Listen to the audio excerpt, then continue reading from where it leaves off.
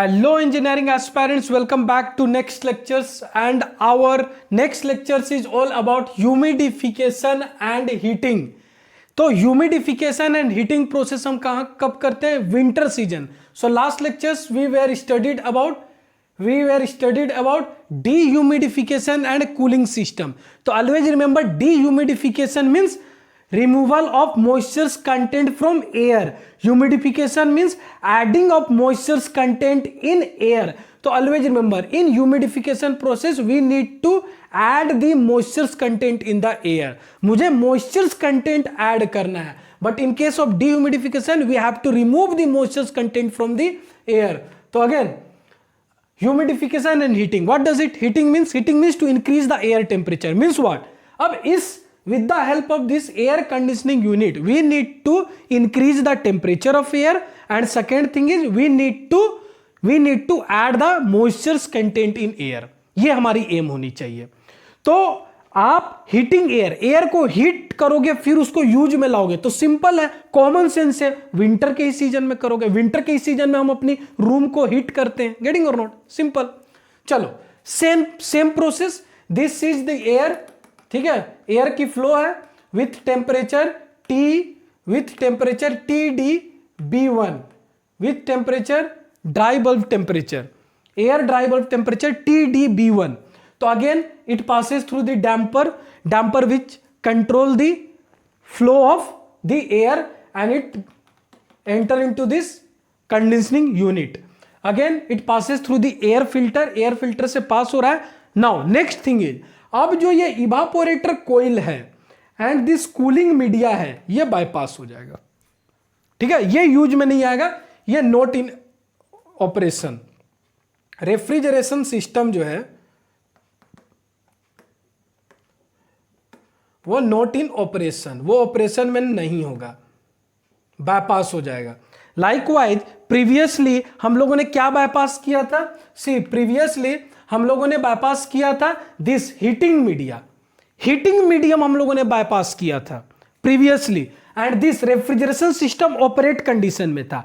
But in case of humidification this refrigeration system मैं क्या करूंगा? बाईपास करूंगा. दिस रेफ्रिजरेशन सिस्टम बाईपास करूंगा. और ना, अब एयर यहां पर आ गई है. क्लियर? ये बाईपास हो गया है, भूल जाओ ये थिंग्स है. क्लियर? यहां पर ये ऐसा कुछ नहीं है. अब ये देखो, अब ये हीटिंग कोइल्स में आएगी और वी कैन से ह्यूमिडिफायर. अब ह्यूमिडिफायर वेरी बिगिनिंग मैंने आपको क्या पढ़ाया था, याद करो. अब ये डिह्यूमिडिफिकेशन प्रोसेस से जो भी वाटर एलिमिनेट हुआ है, ठीक है, सपोज यहां पर कुछ आप देख सकते हो वाटर स्टोरेज टैंक है. Now this is the pump. With the help of this pump अब ये क्या करेगा? Hot water pump. जो वाटर की टेम्परेचर होगी वो हॉट होगी. मैंने लेक्चर्स में बताया था, ह्यूमिडिफिकेशन एंड हीटिंग प्रोसेस मैंने बताया था. वाटर की जो स्प्रे वाटर होगी उसकी टेम्परेचर हाइयर टेम्परेचर होगी, हाइयर स्प्रे वाटर टेम्परेचर होगी. एंड एयर की टेम्परेचर जो एम्बिएंट टेम्परेचर है, ड्राई बल्ब टेम्परेचर है, एयर टेम्परेचर.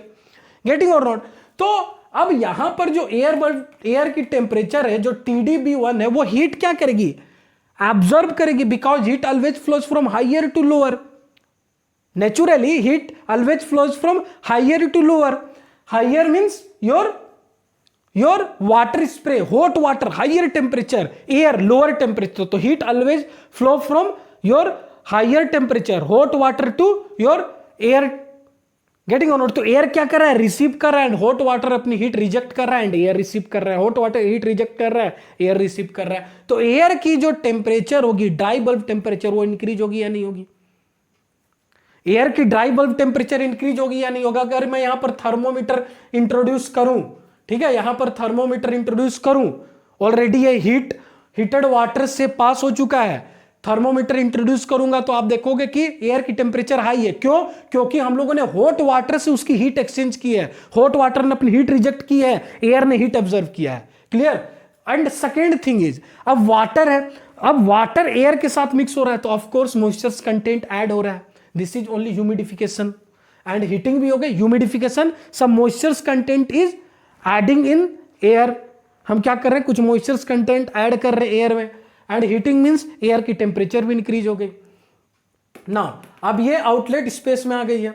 अब outlet space में आ गई है तो अब मुझे क्या करना है फर्दर, अगर हीटिंग रिक्वायरमेंट है एज पर कंफर्ट जोन, अगर फर्दर कुछ हीटिंग रिक्वायरमेंट है तो थोड़ी और हीट कर देंगे with the help of this heater, getting और नॉट। अगर फर्दर मुझे और हीटिंग रिक्वायर्ड है तो with the help of this heater मैं फर्दर और हीट करूंगा।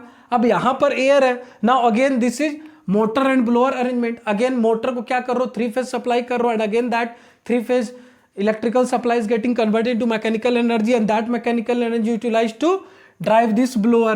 अब blower drive होगा, अगेन एयर क्या कर रहा है, blower sucked कर रहा है, and अगेन ये suck हो रहा है, and again it goes to the different duct opening।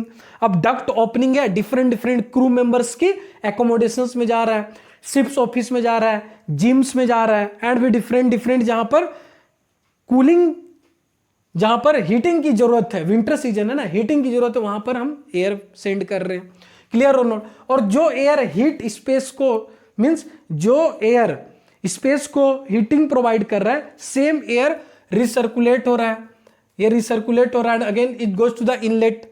अब ये रिसर्कुलेट हो रहा है and some amount of air exhaust हो गया है, some amount of air exhaust हो गया है, तो जितनी अमाउंट ऑफ एयर एग्जॉस्ट हुआ है same amount of air fresh air हम इन करेंगे, means with the help of damper same amount of air जो होगा वो फीड होगा inside this unit, clear.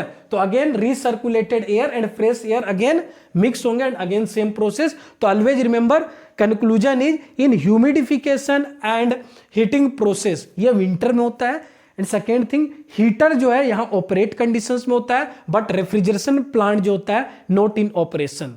Now in case of dehumidification and cooling process, जो summer में होता है, वहां पर क्या होता है, रेफ्रिजरेशन प्लांट ऑपरेशन में होता है, please right it down, refrigeration plant operations में होता है, एंड योर हीटर जो होता है वो नॉट इन ऑपरेशन और बायपास होता है, clear. So this is all about refrigeration and air conditioning system. Believe me, each and every topic की आप नोट बनाओ, सक्सेस आपको मिलेगी, सिलेक्शन होगी।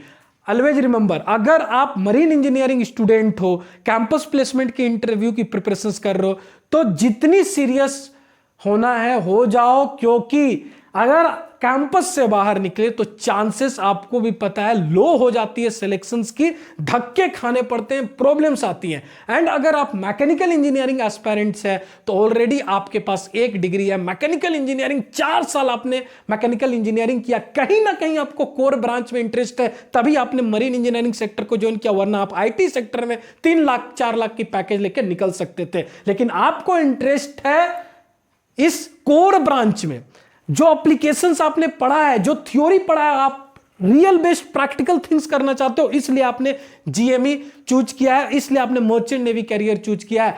ऑलरेडी आपने 4 साल जो है अपने लाइफ में स्टडी की है, फिर फर्दर डिग्री के लिए आए हो, तो ऑलवेज रिमेंबर यहां पर अच्छे से पढ़ाई करो, जितनी जल्दी स्पॉन्सरशिप हो सकती है उतनी जल्दी स्पॉन्सरशिप लो, ठीक है। चलो, get sponsored and get placed soon. Thank you.